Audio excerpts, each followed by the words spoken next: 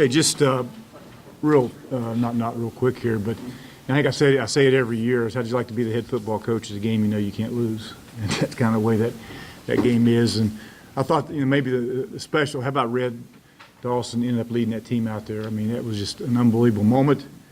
I think we all can cherish bringing those players back and taking that field the way it was. I mean, that'll be an experience I'll never forget, and just such a special time. I'm proud of our football team.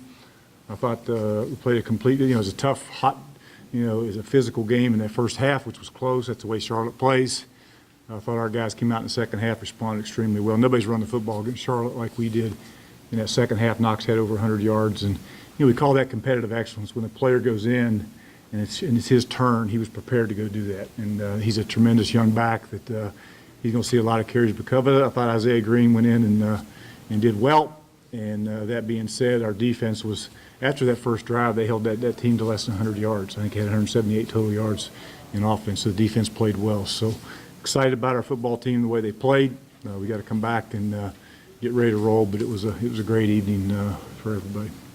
You all faced some adversity early in the third quarter, get the fumble, Charlotte knocks it up. How big of an attitude drive was that drive right after it? Knox had 8 or 9 carries there and punched it into the end zone to get. I thought it was huge. I mean, Anthony, we got that ball, and he hasn't done that, but we got the turnover there in the half there. But I thought our kids responded extremely well with that adversity, took it down and scored, which was big, and then stuck it in. I think that next drive also with a field goal there. So it was just like I said, great team win for us, and it happened on that game that's honoring the 75. Just makes it even more special. So many times this year the defense has picked up the offense. That seemed like a time when the offense really picked up the defense. The defense after that point was, it seemed like Malik Gant flew in for a tackle for loss and B followed with a sack, and from there, a couple 3-and-out straight, and you're 17 points in a row. Yeah, and that, and of course special teams, that blocked field goal for a touchdown. I thought was blocked, not field goal, blocked a punt for a touchdown was huge. I thought our kicker went in there and went in with his 3-for-3 field goals, and he's showing he can stick them through there. So.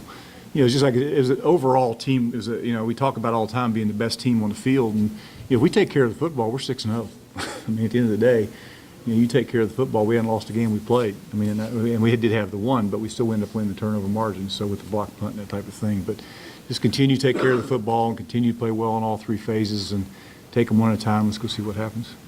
Dr. Brennan, he seems to initiate. He likes to hit. He does. He's got great pad level. He's 225 pounds, and I like what I saw out there tonight. You can see a lot more of that kid. He's a good young back, just a freshman, but he's like what he's all about. It's pretty simple too. It was just north-south. It was read and burst. It wasn't trying to dance. It wasn't trying to do anything special. It was just get yardage, get your pass. And I tell you, Greg Atkins did a great job designing some runs. That, like I say, people Tennessee had 19 yards rushing against that team last week, and I think they were what you tell me. I think they were in top 3 in the country in rush defense, and Brandon, Knox had well over 100. Matter of fact, he had 116 yards. So we were in the ball pretty well against that team, and that was a tribute to Greg and Tim and that offensive line. Your pass rush kind of imposed itself there in the third quarter. You got Ryan B. Lewis and a few of those guys. Yeah, we did, and these guys. You're right there. And again, we had that one sack there at the end of the half. It was the end of the half. I can't, but where Couch was offsides there, we had him stop there and ended up getting a field goal out of that deal, but. Other than that, the defense, I thought, got some pressure. They rotated a couple of quarterbacks, and that one kid played against us a year ago, and then he was more of a running type guy, but they kept going back and forth with him and the Shreve kid from Miami that transferred there. But again, defense played well. If you can play that kind of defense and again be really good on special teams and take care of that ball on offense, you got a shot at winning every game, and that's kind of what we did today. We talked the front seven. It seems like we've mentioned another guy in his position throughout the year, but Frankie Hernandez, it was his day to step up today. He showed up a lot. He showed up a lot, played really well. Malik Gant, I don't think there's a better safety around than what he is. I mean, you guys have been around here a long time. If there's a better one, more physical, better tackler than what that guy is, I like to see him because he's just a tremendous football player. All right, guys, appreciate you. Thanks.